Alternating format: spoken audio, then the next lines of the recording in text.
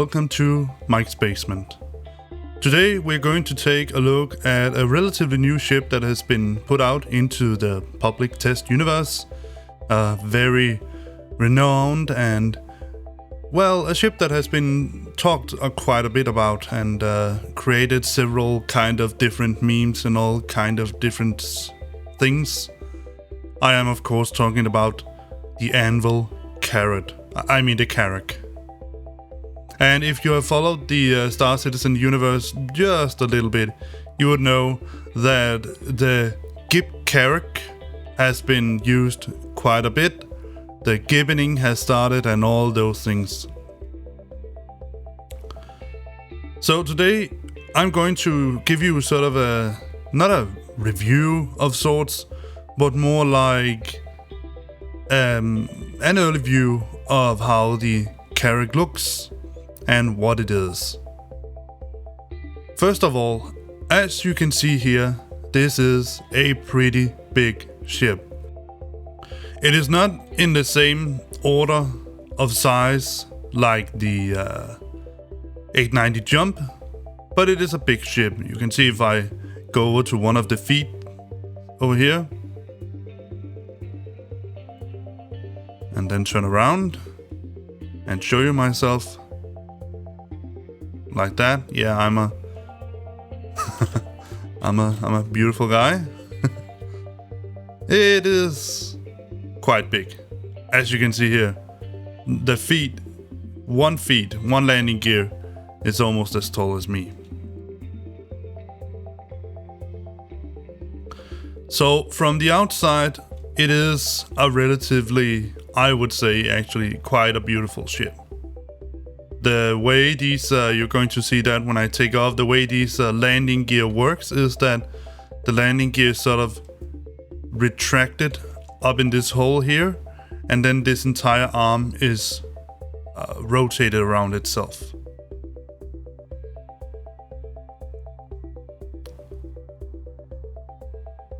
The ship itself contains cargo holders. As you can see here, these are part of the cargo containers, and at some point it is meant for them to be placed around, as far as I know, and open up to the sides and all that.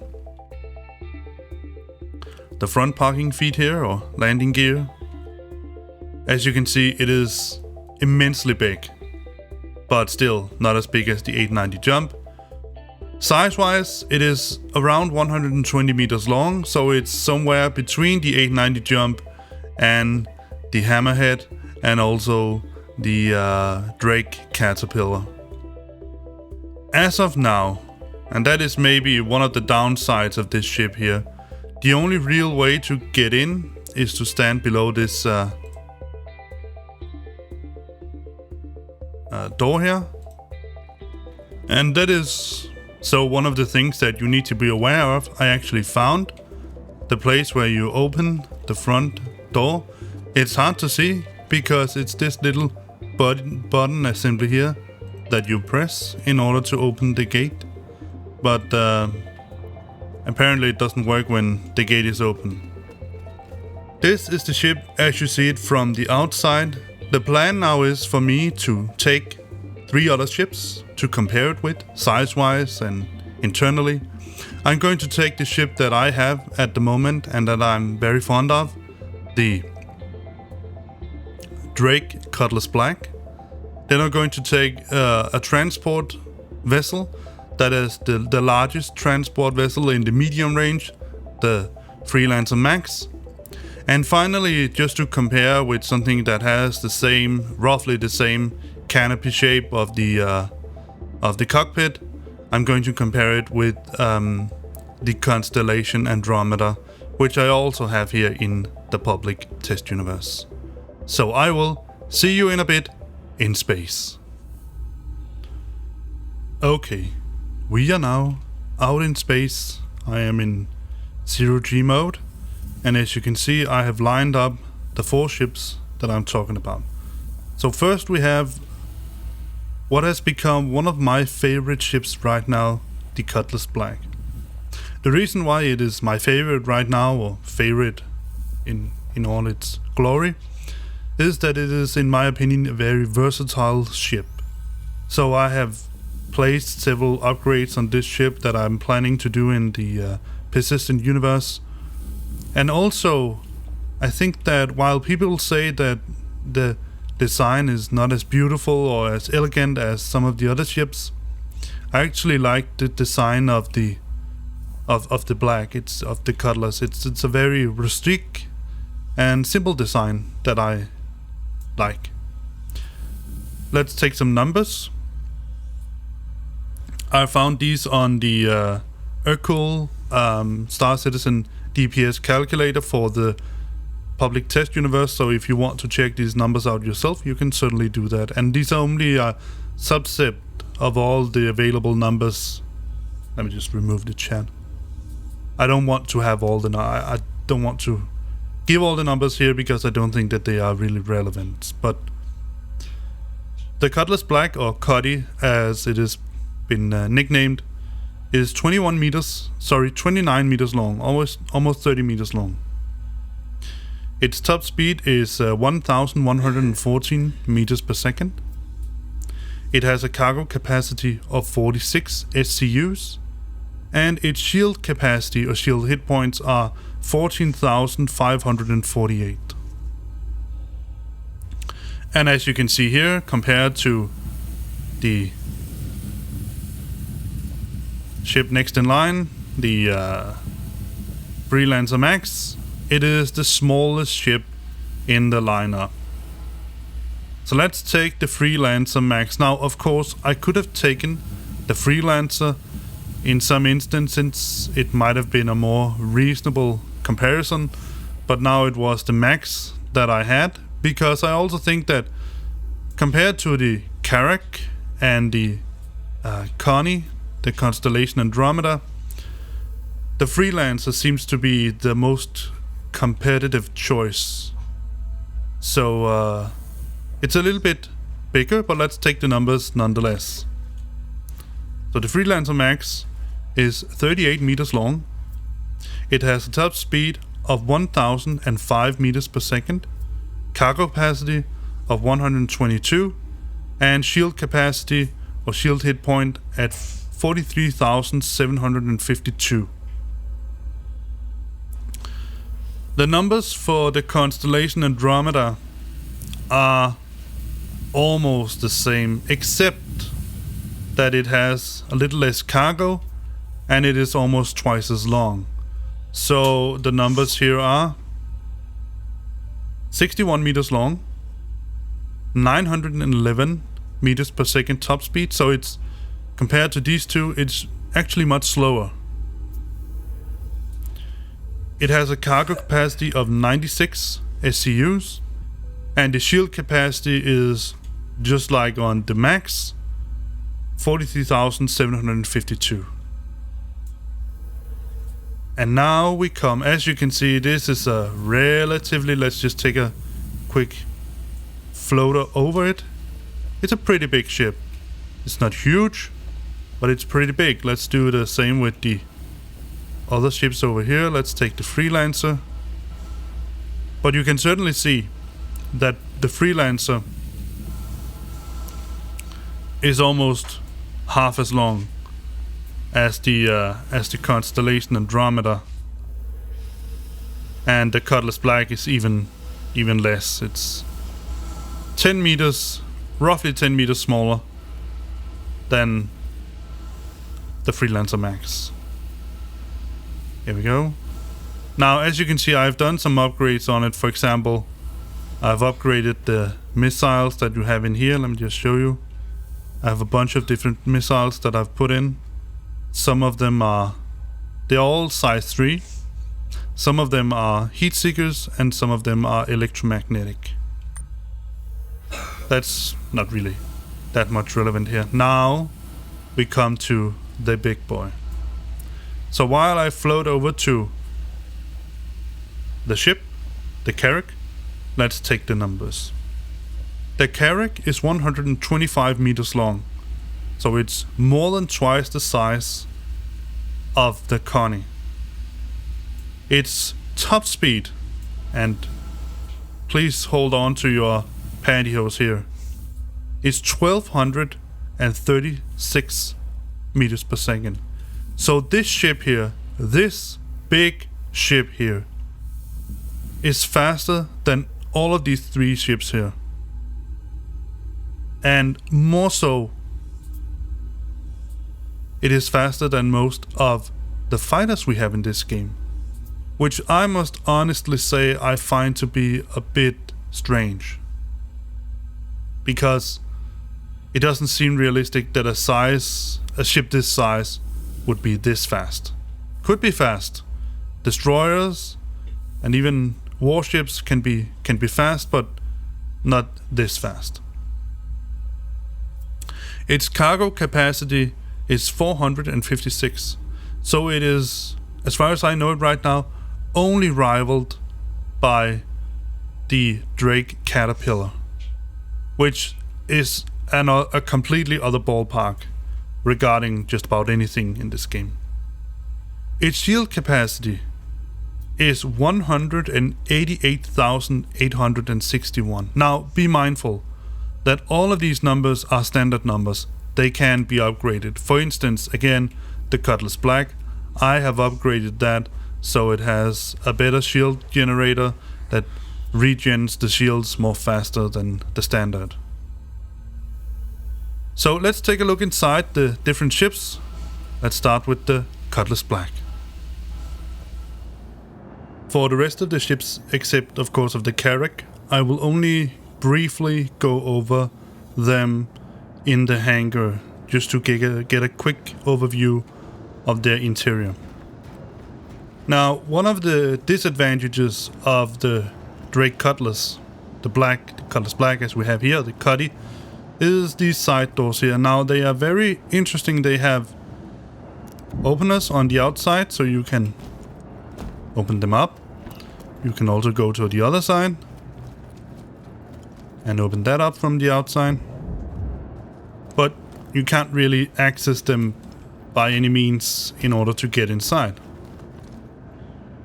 One possibility that I have used, I'm not going to show you it here, but maybe in another video, is when you're on the moon with a lower gravity, you can jump up to this front strut here, this structure here, and then from there on, you can jump into the door. So the only way into the Cutlass, or the Cutty, is this back door here. Now this is in itself is not a huge problem because, for example, also on the Freelancer, I tend to use this back door here to get in and out. Now we are in the back compartment of the Cutlass Black. And one of the things I really like about the Cutlass Black is the versatility of this craft. Now, one of the problems is that we don't have a closing device here. We don't have that button thing here. It's a box. That's plain and simple. We have the hind door, as you saw, and I have tested that if you own a Cyclone, the 4-wheel driver, you can fit it into this room here easily. One of the things that the Cutlass Black can is that it can act as a troop support vehicle. So for instance, we have 6 seats here. You can fit 6 troops, and you can use the side panel doors here to deliver troops, or you can use it as bay doors to shoot outside while the Cutlass Black is hovering and floating, flying around in an area like that. It can also act as a transport ship. You can, like I said, you can fit 46 SCUs of boxes in here, which if you choose the right ones, it gives a pretty good penny. I have earned up to just about 30,000 UEC in the Cutlass Black. That is basically the backside, the behind of the vehicle. Let's go to the front. One more thing I would like to say about this ship here. Like I said previously, one of the things that I really like about the Cutlass Black is this rustic nature of the interior. There's no finer details. You can see piping, you can see insulation, you can see wires, engines, all that. It is designated of a ship where you yourself should be able to change just about anything in this ship and repair it and control it. But I like it. I think it's functionality over aesthetics, and that is basically what I like. Not design, but aesthetics. The front part of this ship has a lot of unutilized space. For instance, here you could have some sort of table or something like that. You could possibly fit a toilet or anything like that into the side if it was possible. But other than that, this is sort of the living area. You have 4 racks for guns. So even though this is a 2-person ship, you can easily fit, like I said, 6 persons behind there. And we have room for 2 people in the beds, but also 1 person in the turret and 2 persons in the front. So 2 persons in the front. So let's take a look at the turret. It's just like an ordinary turret. You sit in the seat. You get moved up. And there it is. It's a turret.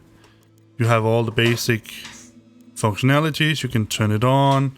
You can switch firing mode. You can shift gyro mode.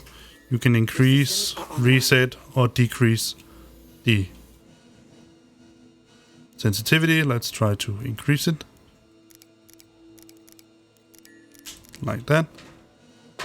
As you can see now, it moves much quicker. We can reset it. We can even decrease it. Well, it doesn't seem that it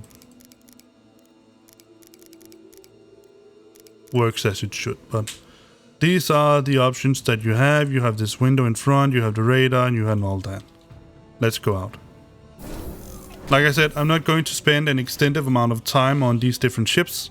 I'm just going to give an initial introduction so that we may compare him to the Carrack.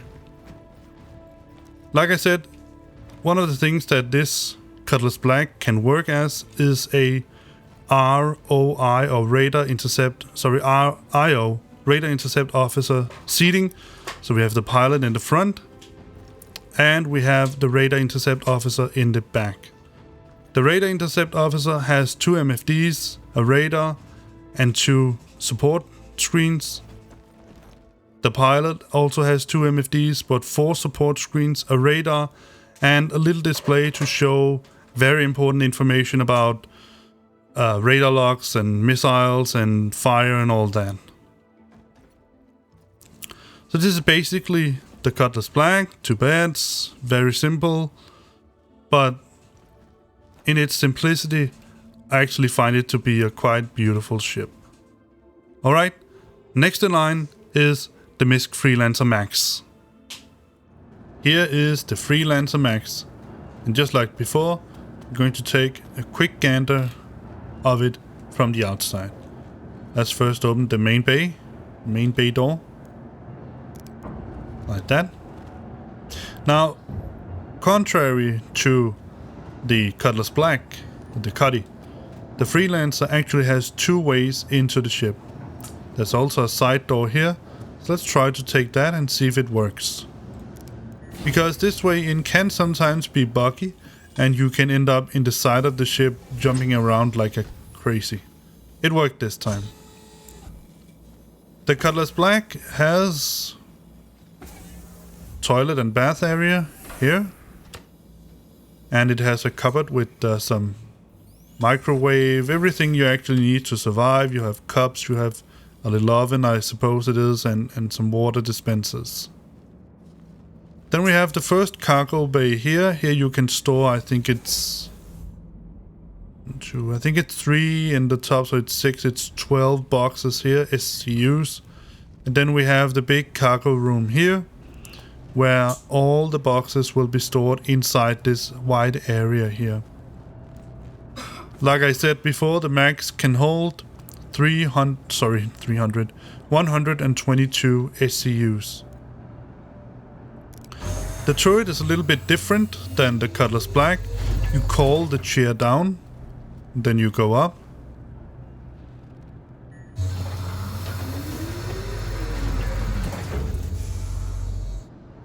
But except for that, the controls are the same. You need to turn it on. You can shift gyro mode, you can shift fire mode, and you can move the turret around. Well, I can't for some reason move it around now, because I think it's because the ship isn't turned on, but that's the way you use the turret in the Freelancer Max.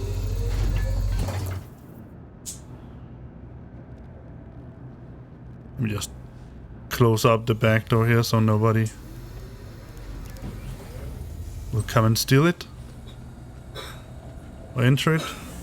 So we have a docking. There's also a docking clamp here you can open when that becomes a possibility in the game. It's a 4-man ship, so we have 4 beds here. And also we have 4 chairs, 1 for the pilot, 1 for the co-pilot, and 2 for, suppose it's kind of a support ship, but support seat. But there's not really much you can do. I think you have 1 screen here that you can use like this. So you can, for instance, one can keep an eye of the comms or whatever you want to do in the ship.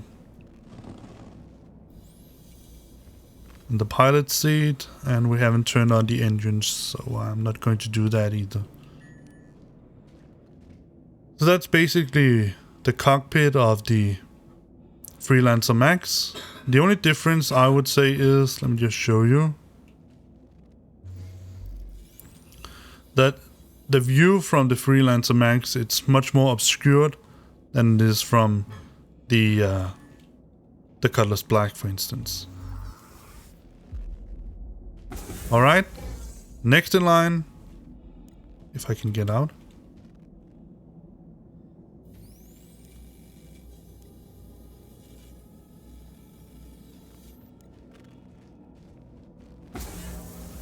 Next in line will be Constellation Andromeda. So here we have the biggest of the ships that I enjoy playing with. This is the RSI, or Robert Space Industries, Constellation Andromeda. Now there are 4 ships in this class: the Phoenix, the Andromeda, the Aquila, and one more which name I cannot remember. And the difference between them, I think it's an Aquila something special, Phoenix something special. What I really like about this vessel here is that it is a gunboat. It has a lot of guns. That's why it's a gunboat. It should have a gun on the outside here. A pretty big one, what that is.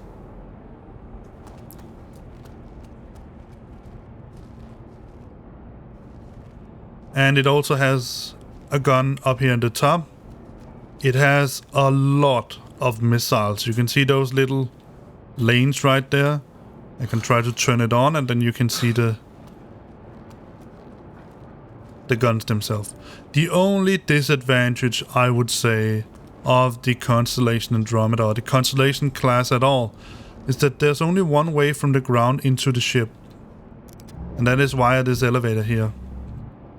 Now, the elevator is not that big, so you can actually control who gets in and who doesn't get in. But it's not, if you want to be on the run, it's not really fast.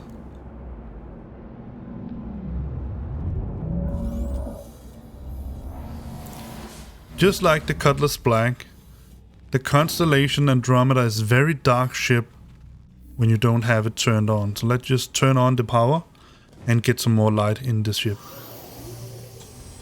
Well, now we're here, let's start with the bridge. From the bridge you can access 3 seats. One for the co-pilot and one for the co-pilot. So you have 2 co-pilots. Now the co-pilots, they cannot control the ship in any way, but they can help keep the ship in shape and order. And just like I said before, the Constellation Andromeda has sort of the same basic triangular shaped front as the Carrack, but of course the Constellation Andromeda is much smaller than the Carrack. Now, even though there are wires sort of on the floor and it seems to be sort of a rough shaped ship, the design is not as rustique as the Cutlass Black. It's more refined and seems to be more well thought design, whereas in the Cutlass there doesn't actually seem to be a design at all. In the Andromeda we have 2 turrets in the front part. I think we only have 2 turrets in all. We have one in the top and one in the bottom. So let's go back. Back here we have the elevator we just got into. We have some closets where you can, this is actually the toilet and the bath. But we have some closets here that we can put in stuff. There are 5 of those. We have a little couch, you can't really see it, but if I turn it on you can see it, where you can sit. Like that, if you want to.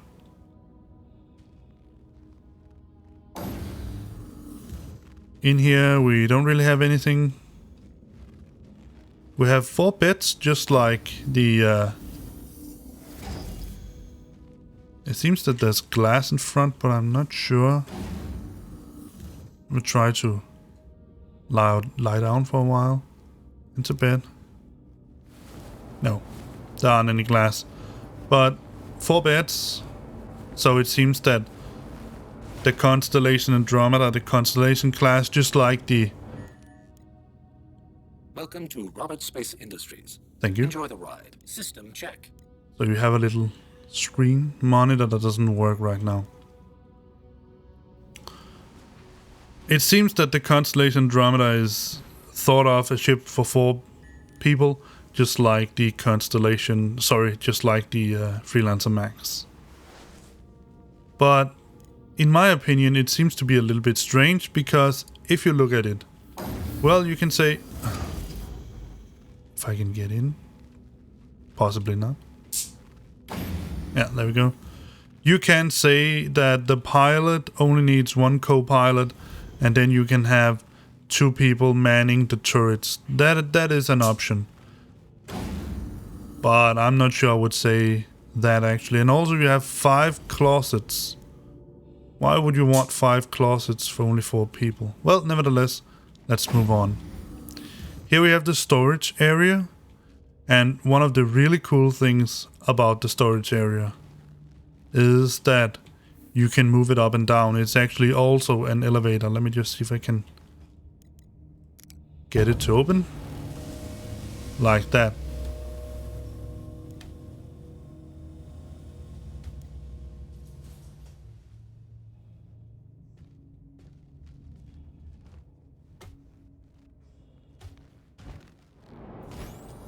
There we go.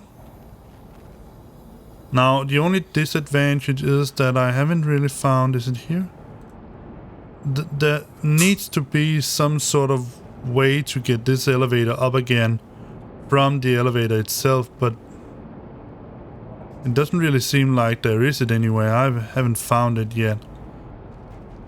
Maybe there is on the outside of the ship, but yeah. I see it as a yeah, here it is. The problem is that you can't... Well, you can run and then you're there, but it's... I'm not sure I think it is that well thought that you have to do it like this.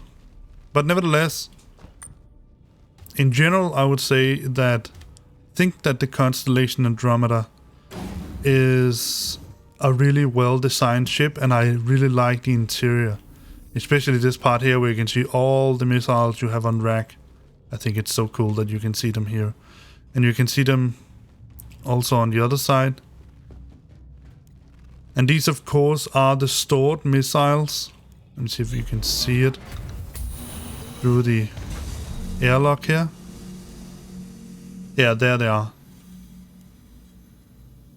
these are all the missiles that you have, and these are the ramp that I show you that will fold up as long as you, or whenever you turn on the ship. Finally, in the back part, well, we have also these boxes where you can shift things around and move them around, change stuff. We have the snub fighter, which is at the moment useless because you can't detach it. You can't even turn it on from within the ship. Alright, that's the Constellation Andromeda. And now we are going to go for a ride on the ship that it's all about, the Anvil Carrack. See you there in a little bit. And here we are at the Anvil Carrack. A huge ship, but also with some disadvantages that I will show you in this. I wouldn't exactly call it a review because I'm not going to review the ship per se. I haven't used it that much, but I will try to give my initial thoughts about the ship, because I think it's a really big and it's a really beautiful ship, and I think it certainly has its uses in the universe, in Star Citizen. So let's go inside the ship and take a look. First I will take off and I can show you the quantum drive. It's actually pretty fast for a quantum drive. I think we're going to quantum to Microtech, because that's the planet everybody goes to. Now, one of the things that they have changed is that before you had to open the door sort of 2/3 of the way here and then press. But I think it's a better idea that they have moved to this little button here. You press that, and then you get the door opened. Just like I said before, I think one of the problems with this ship is that you don't really have a way to get inside as a person. This is a bay, as you can see here. If I raise this up, you get this little ramp so you don't hammer your car into the door or whatever it is that you're moving inside it. And then you need to close it up from the inside. And as you can see, if you have a very smart guy that is a little bit fast, he would actually be able to manage to get inside your ship before you got this door here closed up. Currently there are two ways to get into the bridge. There's the way through the cargo room, and there's the way through this little staircase here. Service ladder. I'm going to take the service ladder because I want to keep it as a little bit of a surprise the rest of the rooms that we look through. Also, I want to do it outside Lorville because that will give a little bit better FPS. I think the frame rate is a little bit low here. So let's go to the bridge. I believe I already showed you the bridge. There's also a top bridge where you can control the ship from here standing.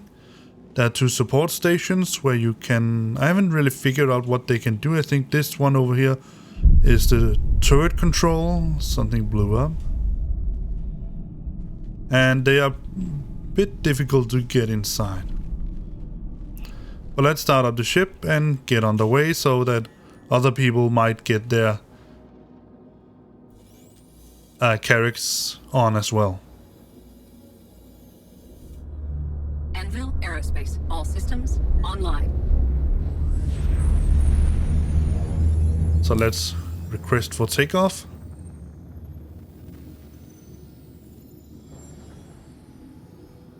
That should do it. Let's look up. Yes.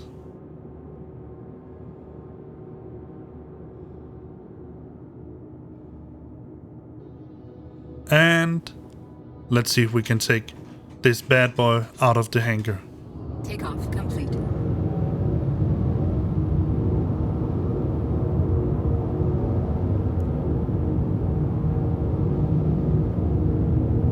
There we go.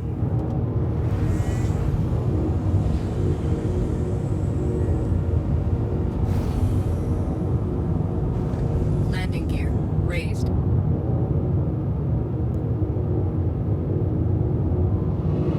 And let's get it out into space.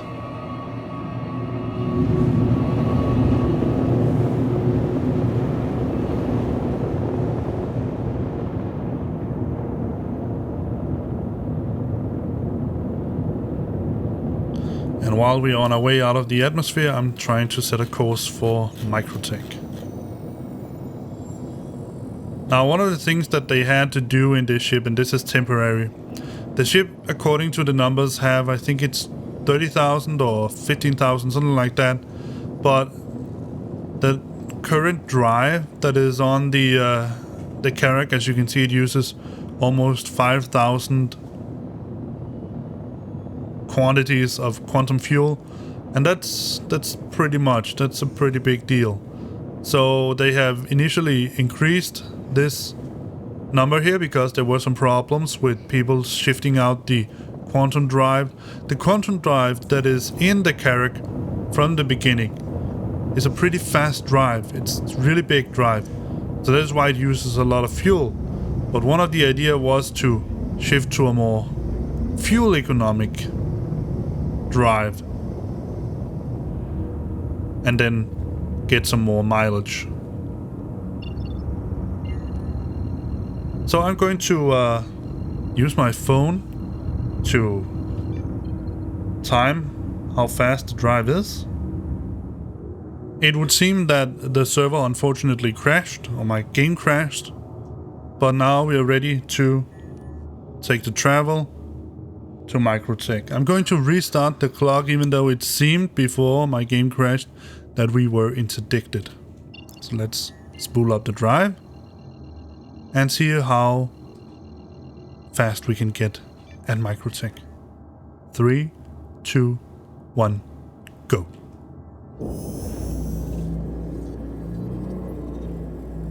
Quantum drive. And hope it doesn't crash this time as well.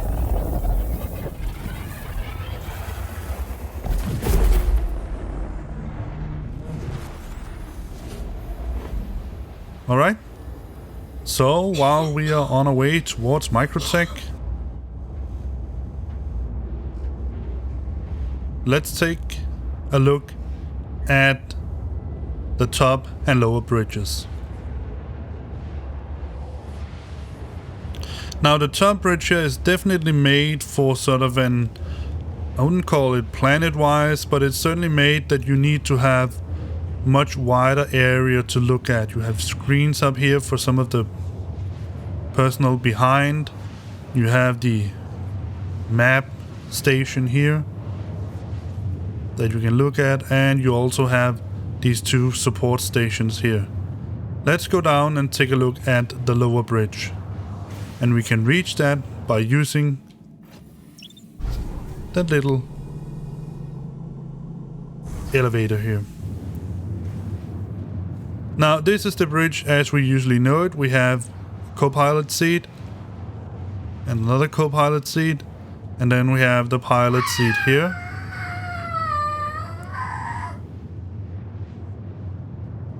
Yes, my children are home right now. And that's basically it. So I'll sit in the pilot seat here, and then I will meet you when we're at Microtech, and I can tell you just exactly how fast we got there.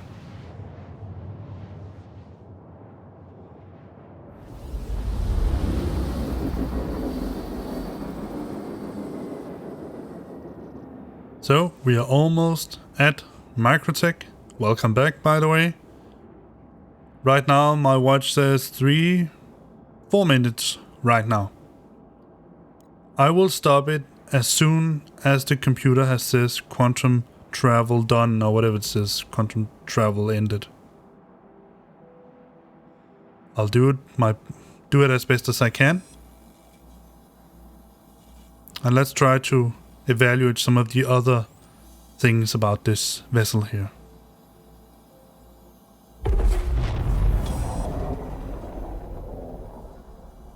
Quantum drive is now off. There we go. Quantum drive is now off. 4 minutes and 31 seconds, almost 4 minutes and 32 seconds as I see it. And let me just make some quick calculation. Let's go in here and see the distance to Hurston is 38 million kilometers. So let's say 4 minutes. That's 4 times 60 plus 32. That is 272 seconds. Let's put in the numbers. 3840.55868 divided by 272. That is 141,198 kilometers per second. Let's divide that number by 300,000. That's roughly 0.5 c, so that's roughly half the speed of light. So that's actually pretty fast drive. But as you can see, we started with 88. You could also see it, the required fuel. If I said the route, it is 4,699. So you don't have to take on the standard. Now, I just had to check what the numbers were, but it seems that the PTU calculator has also followed what they have done here, so it also reflects 88,000. But I think the standard is something like 11,000 or something like that, so you can pretty quickly calculate that you don't have to travel back and forth many times between, let's say, for instance, Hurston and Microtech before you've used up all your fuel. Basically, with the standard drive and the standard tank, you would need to refuel every second trip or something like that. Alright, so while we're here at Microtech, let's start by taking a tour of the ship. Now, this is indeed a big ship. It is a huge ship. It has 4 decks. Let's start with the top and go down through the ship. I would like to point out one thing that's very important for me to say here. And I'll try my best to let my review or my critique of it and my opinion of it be reflected by that. This is a ship that is still in the building phase. It is not a finished ship, it is almost finished. So what they're doing now is that they have the basic concept, the basic construct in place. And then they want to get all the bugs fixed and all that. That means that some of the things that don't work here on the ship are bugs because the ship isn't finished yet. For instance, the cockpit glass here should have sort of a rollout cover that hasn't been implemented yet, and that is because it is still in the development phase. But let's go back from the bridge to the crew quarters. And this is where I think this really becomes a cool ship. Look at this. It reminds me so much of the Nostromo in Aliens. Let's go inside here. This is the captain quarters. It's almost like going into the bridge on the Starship Enterprise. The captain's chair. We can of course sit there. Maybe I think it's supposed to go forward. Again, it's not finished yet. Oh, wrong button. Didn't meant to turn on the light. And as you can see, the captain is very well read. He has chairs, he has some nice wine, he has some movies. What's that? Dare to Dream and financial, sorry, not videos, it's books. Clan Brutality. No, it does look like DVDs, some of them, and some of them look like books. Probably books. More books. Dogfights. All kinds of different books, and you also have books over here. You have some pictures, some papers, and all that. It reflects a captain that is not only a fighter, but is also an intellectual person. And you can move that down. I didn't really notice that. You Can you do that? Yeah, the same with this. So cool. Now I can, from this point of view here, I can certainly understand why people really like this ship. It is a nice ship. It is a cool ship. It's a good looking ship.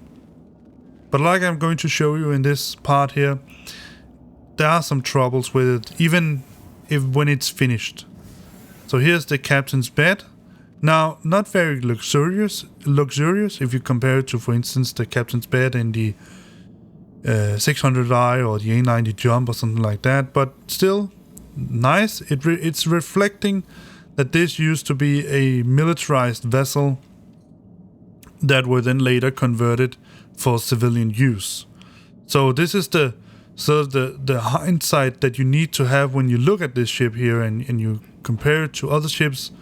This is a militarized vessel. This is a military vessel that has been converted for civilian use. This is the bed, this is the locker for clothing and all that. The bathroom that for some reason I can't really figure out, don't show you your reflection, but it does show the reflection of your light. I don't know why they've done that. Then you have the toilet and the bath. Back here you can set it on and off, hot, cold, auto. Not sure how it's going to detect auto. That remains to be seen. The toilet, can't use that yet, but nevertheless, just like that. A little trash bin. That is basically the captain's quarters. A captain's dorm as it was called. Let's move on to one of the crew areas. There are two crew areas. One here is what I would call the mess hall or the meeting area. You have some different instruments, you have kitchen tools, so in some sense it is a mess hall. And again, look at this. This is sort of the ship, if you have an organization, an org in Star Citizen, you would ask all your friends to join in on this ship. And then of course this ship will really come to its use when we have really, really big systems. We have lots of systems, so you can travel from one system to another and then spend your time doing reconnaissance and investigation. So I would say that in order to use this ship really, you would also need to have undiscovered systems where you can send out probes and you can discover new planets and all that. So this is sort of the mess hall or the officers' lounge, whatever I think it's a combined mess hall and meeting area, so the senior officers can have their meetings here and the crew can also eat here. On the other side we have the crew area. So on either side we have a toilet for the crew with sinks and all that. And again, I'm a vampire, apparently. You have towels, you have the toilets, and all these things. I'm not sure how much is supposed to be opened here and how much is not, and some stones and all that. But this is one part of the crew area, the toilet area. On the other side, of course, we have these big, lovely windows where you can sort of stand and gaze out into the stars. It's so cool. It really is. You have Anvil's pretty interesting take on a pool table. It's hexagonal instead of square.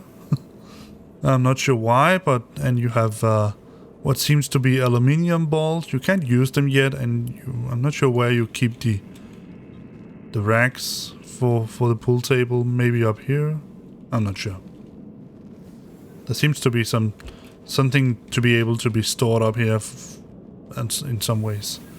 But let's move on into the crew area. So we have the beds, we have a little couch where you can sit, and we have 5 beds, 1, 2, 3, 4, and the 5th over here. So besides the captain, there's room for 5 more people, that is 6 in all. Again, we have some closets for the crew members where they can put in stuff. And unlike the Constellation Andromeda, the number of closets here actually reflects the number of people. So we have 5 closets for 5 people. Makes sense. And finally out here, we have the shower area. It's basically the same as the toilet area, instead that we have 2 showers. Still have a mirror, we have sinks and all that.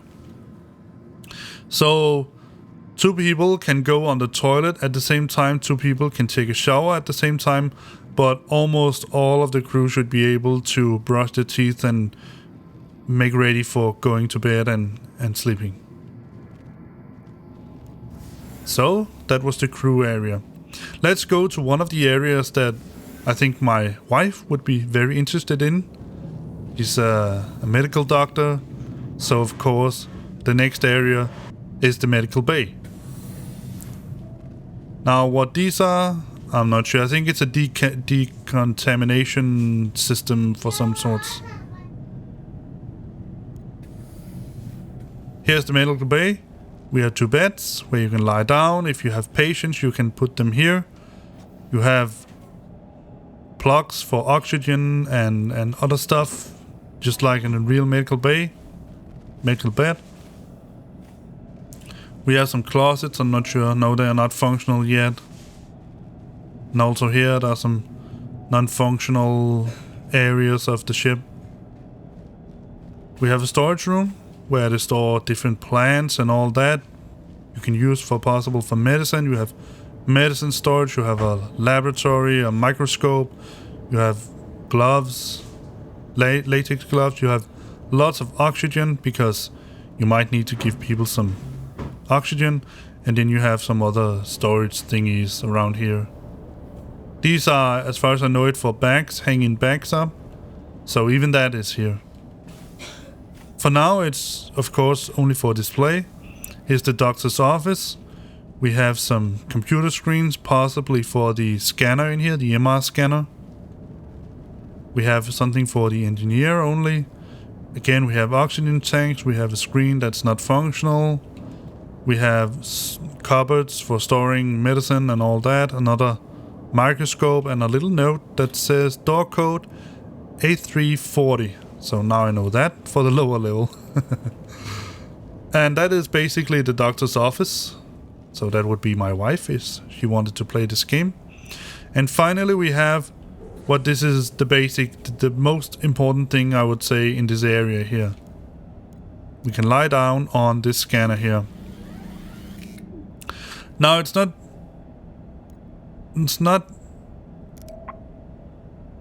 certain that I can use it because I haven't injured myself yet.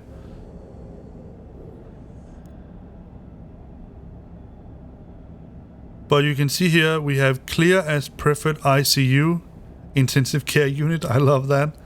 And then if I were injured in some way, I could press a button somewhere around here and it will actually take me into the scanner, scan me and fix my injuries. But when I have set it as my preferred ICU, let me just get up. It simply means that if I were to die anywhere in this current game here, I would be revived on this ship, on this bed here, instead of waking up at it seems that I could use. No, you can't really use that screen for anything, but just show it. Yeah, now it shows it again.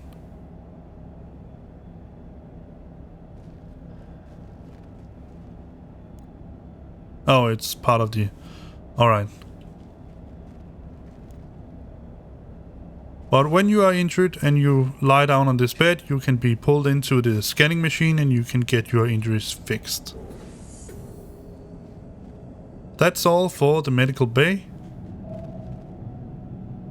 At some point this decontamination thingy, whatever it is, might also be operational. Moving further back, we have a window into the medical bay. And then that is basically all we have for this level. So let's take a level up. Let's go to the top level. The cartography level. That's 2 levels up, sorry. Here we are. Now, this system here is not functional at the moment. You can stand here. You should be able to stand and use it like that. But you can't really do anything with it. But the idea is that this scanning area here, or this area here, should reflect. Let me see if I can get away from here again.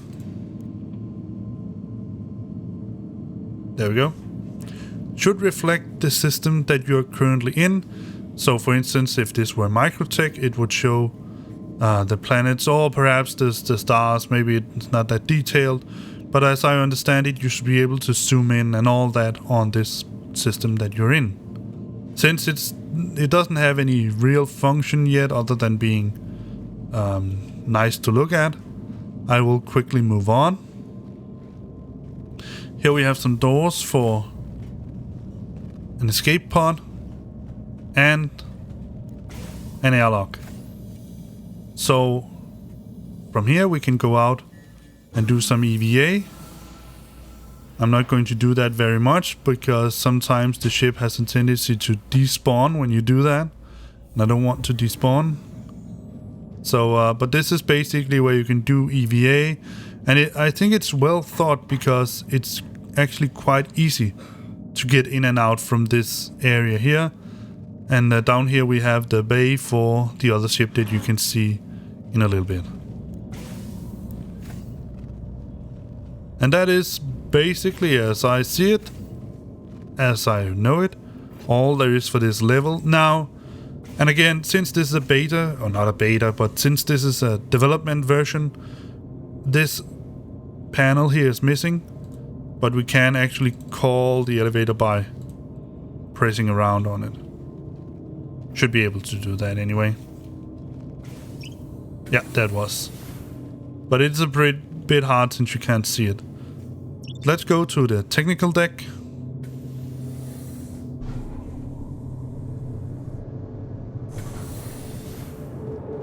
As I told you, here we have the bay for the hangar bay. So we can fit a little Pisces or something small vessel in here. I'm not sure if we can open it by just pressing it. There should be an opener in here, but I seem to forgot where it is. But you should be able to open it from out there. Let's go and do that. Let me see if we can open it. No.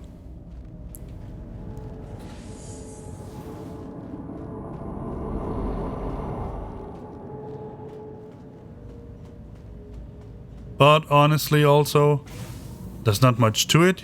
You can open the bay. There we go.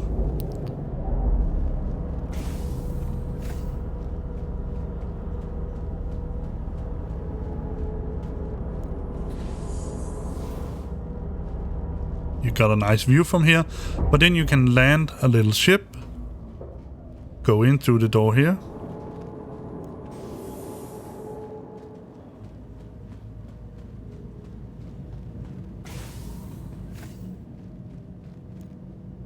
Close the bay. And then you can travel with that ship you have there. Here's one of the service ladders that is, yeah, now it is used. Now it can be used, but before it couldn't be used. It was closed all the time. Yeah, we have been here. Let's move further down. Down here we have the droid area or the probe area. So at some point you would be able to use these chairs here, the drone operator seats, to send out drones from here. And then you can scan planets, scan systems, whatever you want to do, just like a real explorer ship would do. In here we have I think it's sort of a technical data area where you can repair stuff. You have some tools in here that you don't want to do anything about. Maybe it's an airlock that you can move things out. Maybe it could look a little bit like a laser printer. So you can print stuff in here, you can put in something and then you can get it out. I'm not sure about that. But this is sort of a technical area where you can do different things. Not operational yet, but will probably be down the road. And then we get to the escape pods. They are not used at the moment because they are not there. And then we get down to, or up to, the upper bridge that I showed you in the start of this video. Let's move down one step. And go all the way back to the elevator.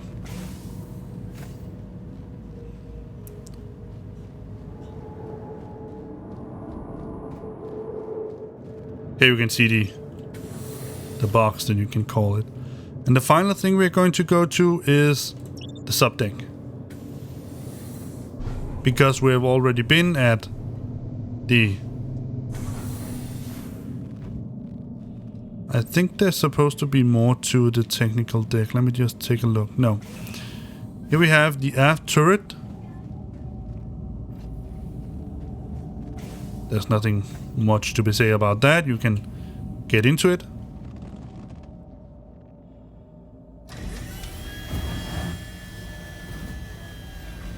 You can go down.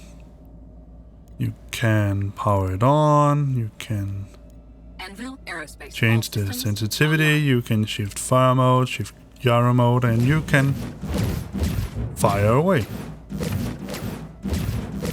Not very fast, but you can Weapon system overheating. fire. Just like an armored turret.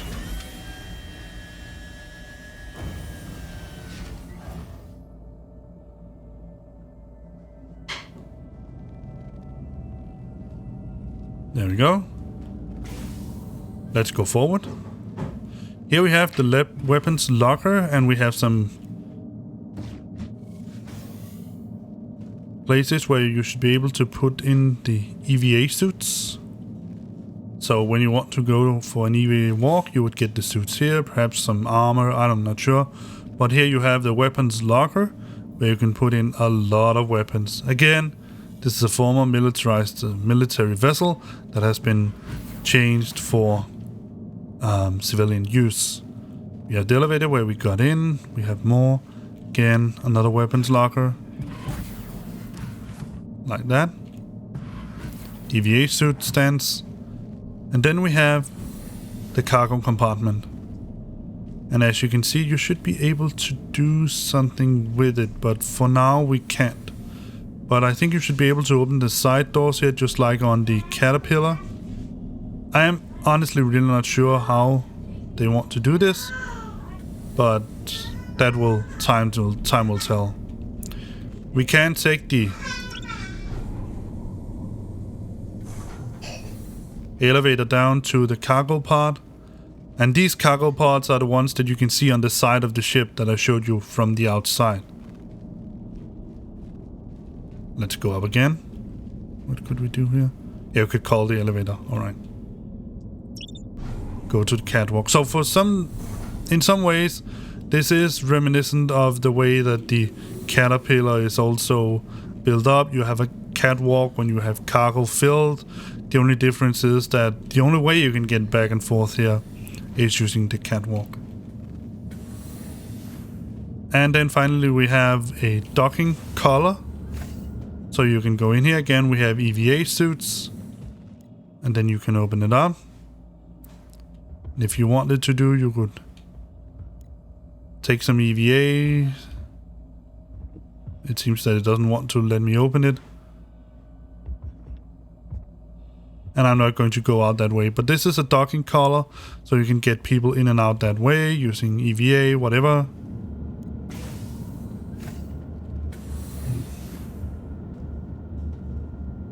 And here should be an elevator, but Yeah, you can just call it.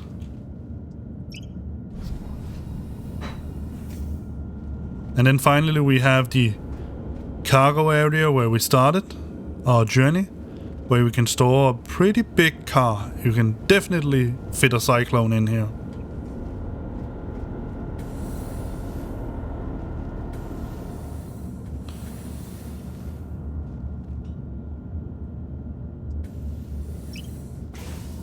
Let's see where this can go. It can go to the technical deck. Let's go.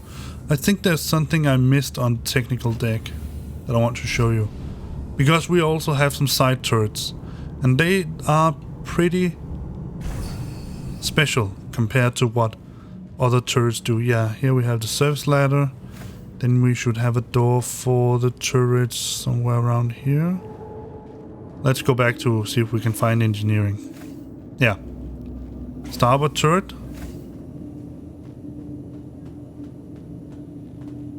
Now, turrets usually have a very restricted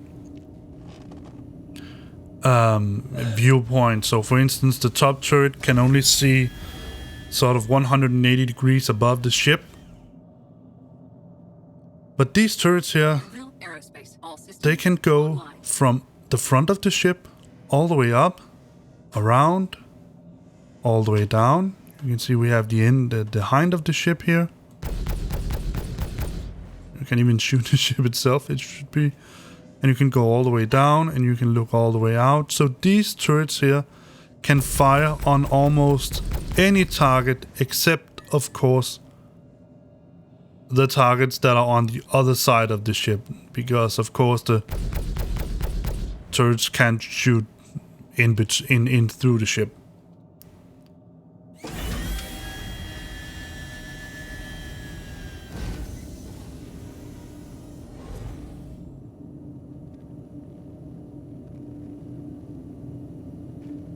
There we go.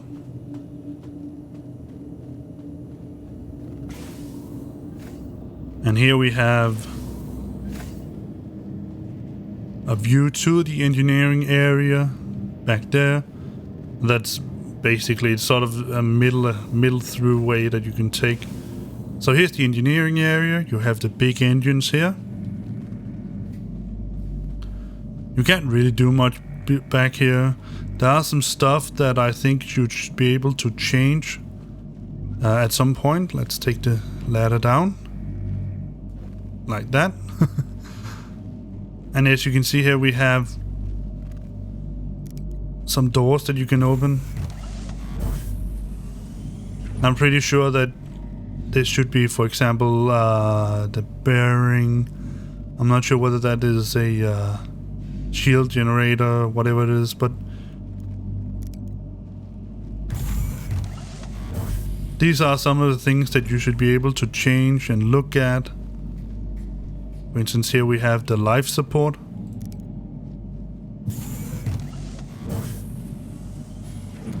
But there doesn't really seem to be anything in here yet. And over here we have the radar.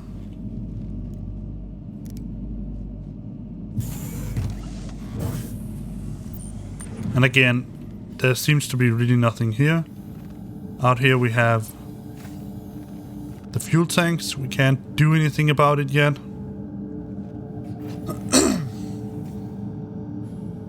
But at some point we might be able to do something back here as well. And if we go over here, it's the same. We have the fuel tank and that's it. That is basically what engineering is. Let's close them down as well. Yeah, it is the shield generator. So where do we have... Maybe here? The power plant.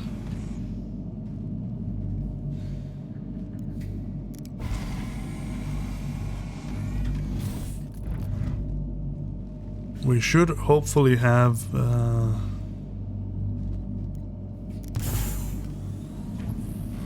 quite possibly have an shield generator or one. Maybe it's on the top floor. Let's take the elevator up and take a look.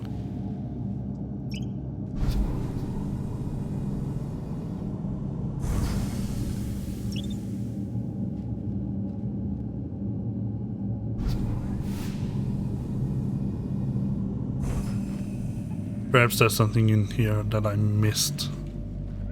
Let's see.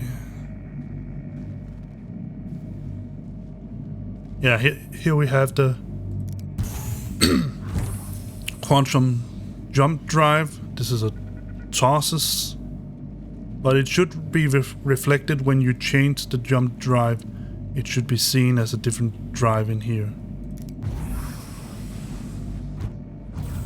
Yep. So that's it for engineering. And again, if we take the other way around, we get to the port turret. It works the same way. I'm not going to do that.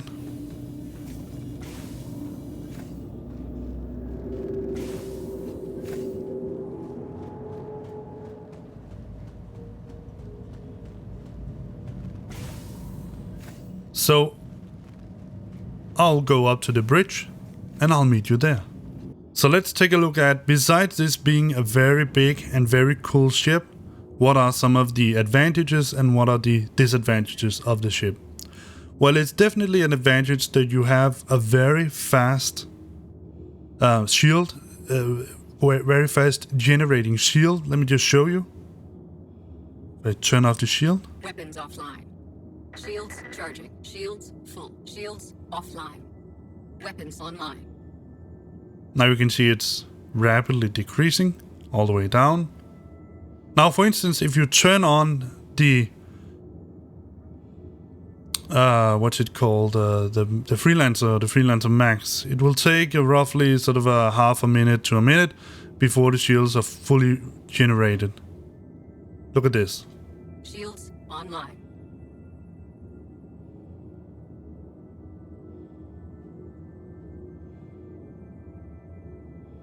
It goes so incredible fast. So what are the other advantages of this ship? Well, the ship itself is pretty fast. Let me just show you.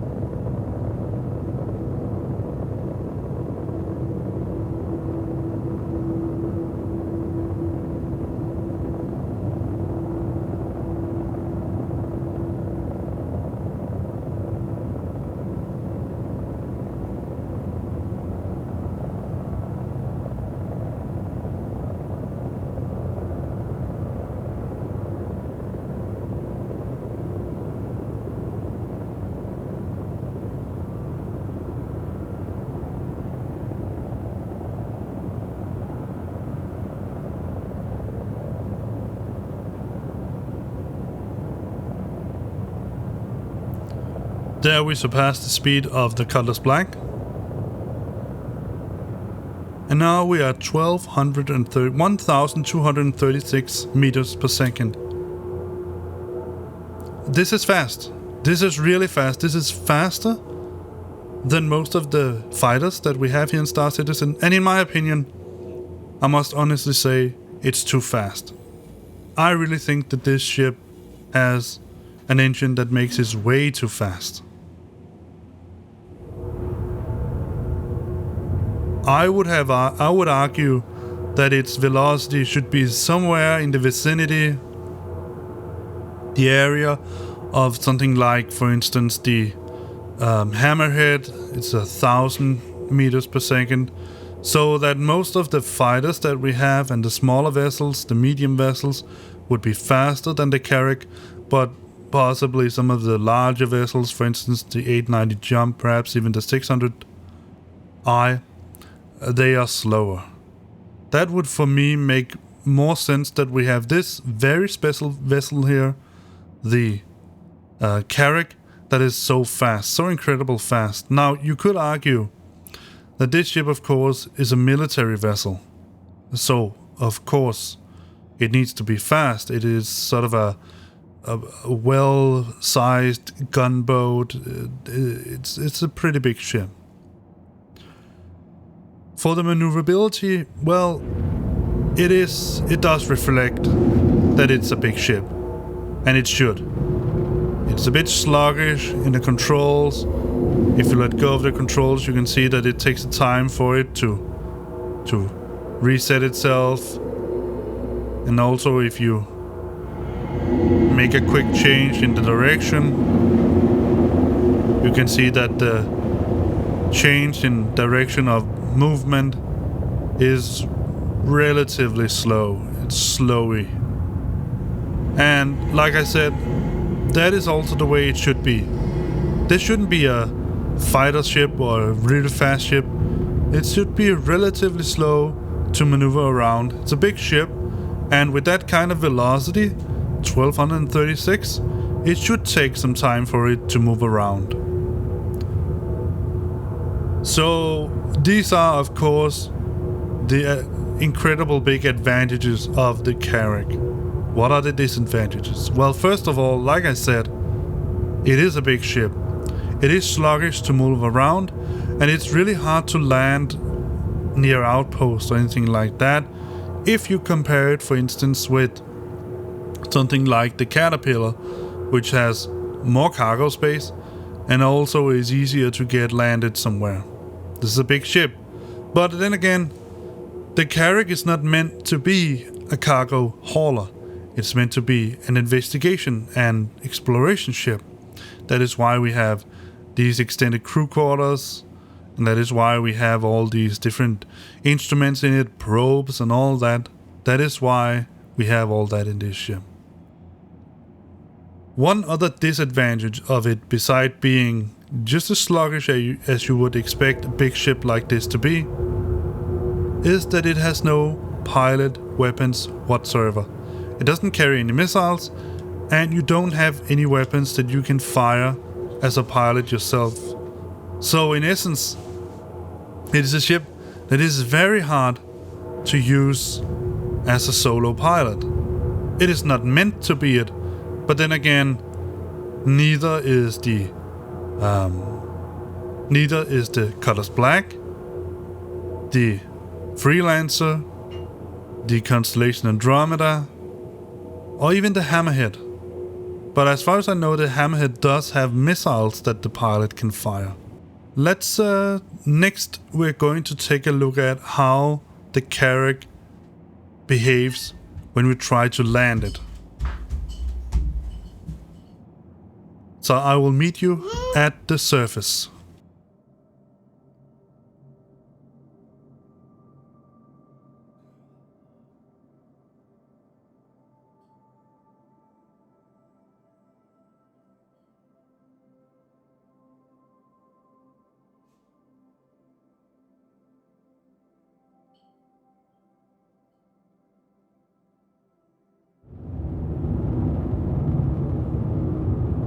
As you could see here, the ship actually is pretty big to both get up to speed and go down in speed, even given the big size it has. I'm not sure whether I would call this realistic or not. I think it's okay. But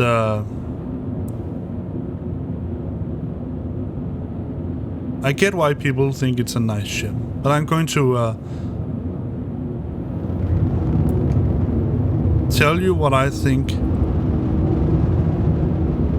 when we have safely landed the ship on the surface.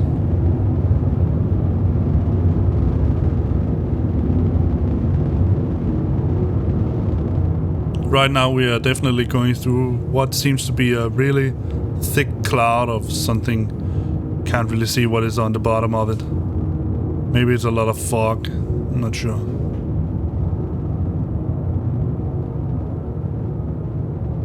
But I can't see any discernible details on the surface yet, even though we are just about 1 kilometer up. That is why I reduced the velocity a lot. It may be an ocean, I'm not sure. Then we're not going to land here. No, now I can see something. It should be a frozen sea.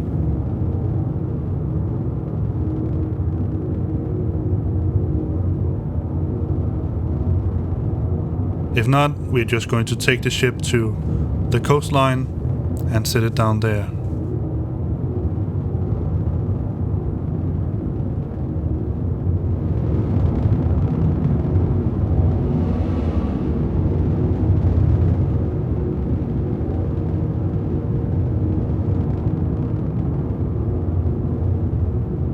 Let's set down the landing gear. Hold it down. Maybe you should turn on some light. Landing gear deployed. Yeah, let's just do that.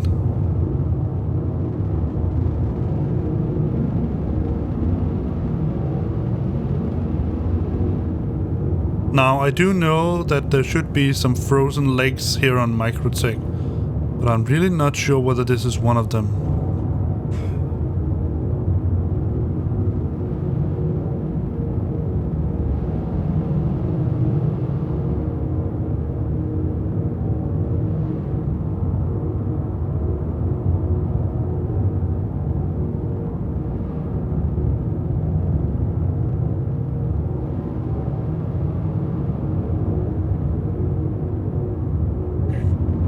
Let's find out.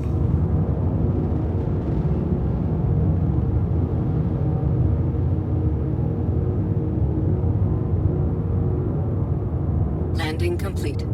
Yeah, it was a frozen. Alright, so let's see what happens when we turn off the engines, because Engines. sometimes this ship had a tendency to jump around. Fortunately, it doesn't seem like it.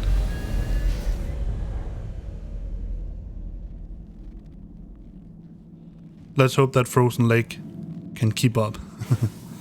Let's take the... what's in here? Ah, a storage area of some sort. And then we also have some kind of expansion module that you can put inside here. It's also some of the things that I suppose CI is going to implement into the game sooner or later. An access point for... what's that? What does it say? Crossfeed line. It's I think, for what it's worth, this ship is so well thought of, realistically, that I think it's I understand why people really like this vessel. I really do. But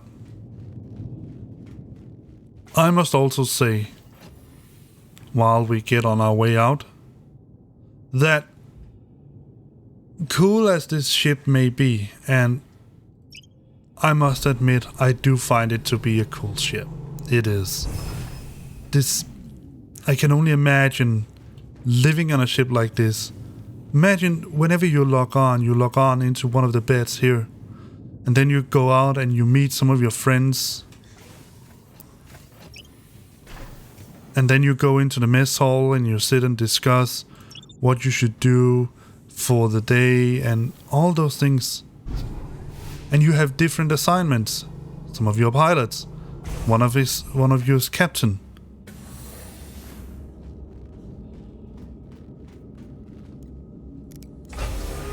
I truly, honestly do get that.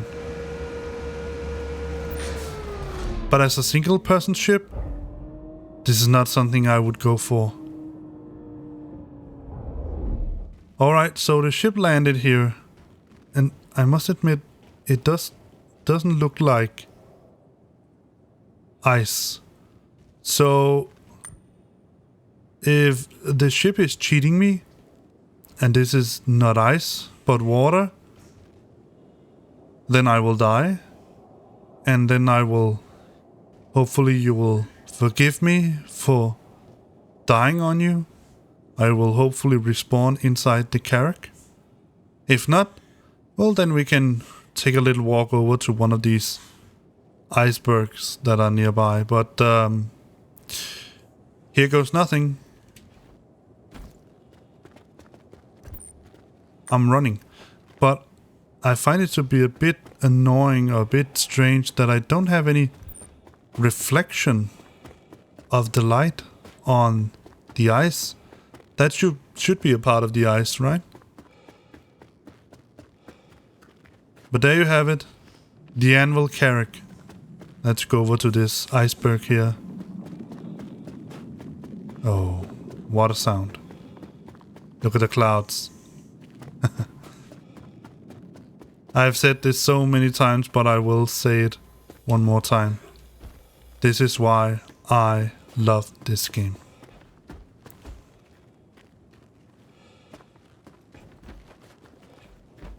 Well, while we're out here on Microtech and looking at this beautiful night sky and enjoying the view of the Anvil Carrack, listen to that. The sound of ice crackling. And this is about the time when I see the ice crackle below the Carrack and it goes into the ocean. Listen to that. Alright. So what do I honestly think? I honestly think that the Carrack is a cool, good-looking vessel. And it certainly has its usage for many of the things that we're going to experience here in Star Citizen at some point. I have been told, if you go and watch some of the 2020 Pillar Talk, the latest one, that they are considering how they're going to implement a new system called Pyro into... So instead of just having Stanton to move around, we'll now have a second system. And they have all the bits and puzzles and pieces in place. As far as I know, they have made the part where you have to travel through the wormhole from one gate to another. They have all the planet texts and things they need in order to go any further. Now, whether they are going to wait for the next version 5 of Planet Tech before they implement Pyro and later systems, I have no idea. I could probably imagine that if you want to keep your workload as lean and as little as possible, you wouldn't go and implement 75 systems, then suddenly have to change every bit one of them because you introduced a new version of Planet Tech. So I'm not sure about that, but they have told us in the Pillar Talk that Pyro will be a 2020 system, so a system in this year. So I'm very much looking forward to that. But the Carrack will really come to its place in its full implementation with all the drones and all that when we actually have undiscovered systems to go to, or at least systems where part of the system is undiscovered. There, the Carrack will really shine, truly. So what would I do? Well, as much as I like the Carrack and as much as I think it's a beautiful, cool ship to be inside, I wouldn't actually go and buy it. I wouldn't do that.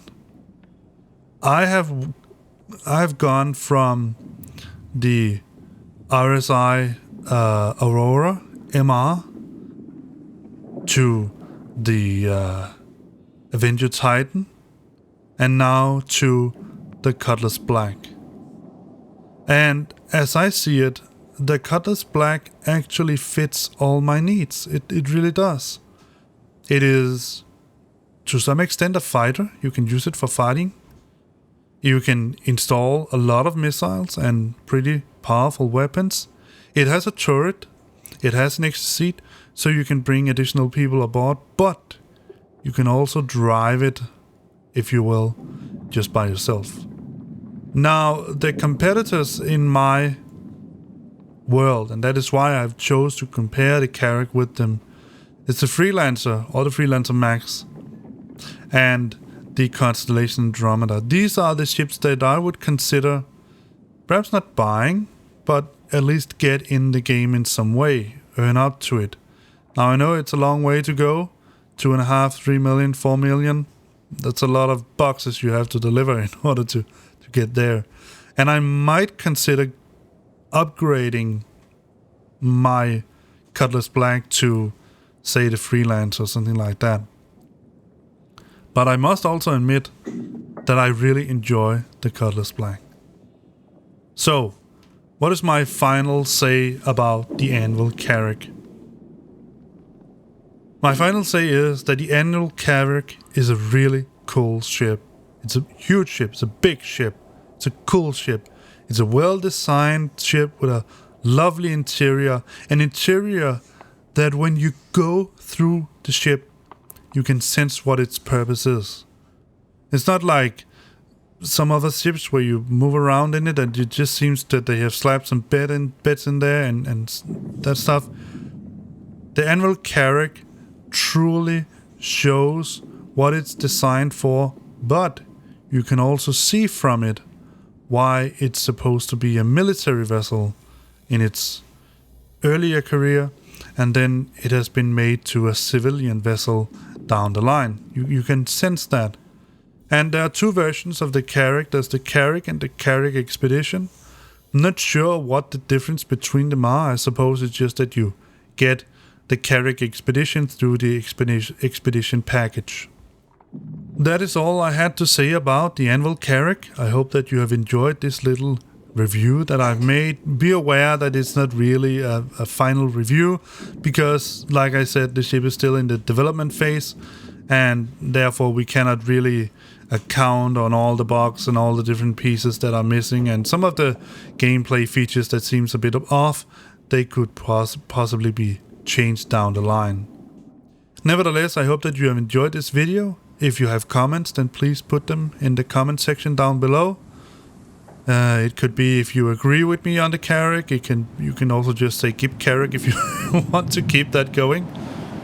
And now I can hear the wind is increasing. That is also one of these cool things that can happen here on Microtech. Just imagine, I've been standing the same place on this planet for some time, and suddenly the wind just increased. And it actually makes a lot of noise in my headset. So I'll try to keep my voice down. But it is a bit hard to keep it down when you can hear it's blowing wind in your ears. Nevertheless, if you like this video, give it a thumbs up. If you like what I do and want to follow me in the future, then hit that subscribe and then bell button, and then you'll get notifications when I put out something new. I hope that you enjoyed yourself, and I'll see you in the next video. Bye bye.